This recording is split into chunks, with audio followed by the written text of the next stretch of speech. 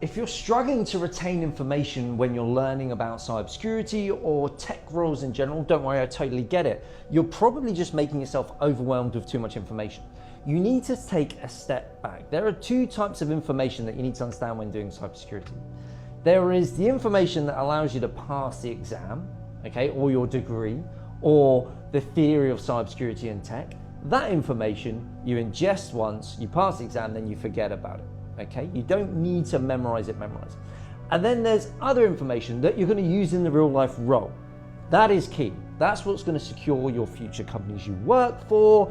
That's going to allow you to progress in your tech careers. And what I mean by that, for example, if we take learning PKI solutions, public key infrastructure, or cryptography from CompTIA Security Plus, right? That is a module that's part of CompTIA Security Plus, really in depth.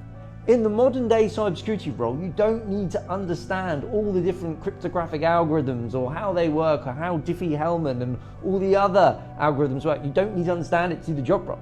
You need to understand that there's TLS 1.2, there's AES 256, there's different security tools that implement different solutions, which are the best tools and how to implement them. Okay, so and that's very different. And then, well, it's really all about understanding how KMS works in AWS, how you use Terraform to deploy KMS in AWS.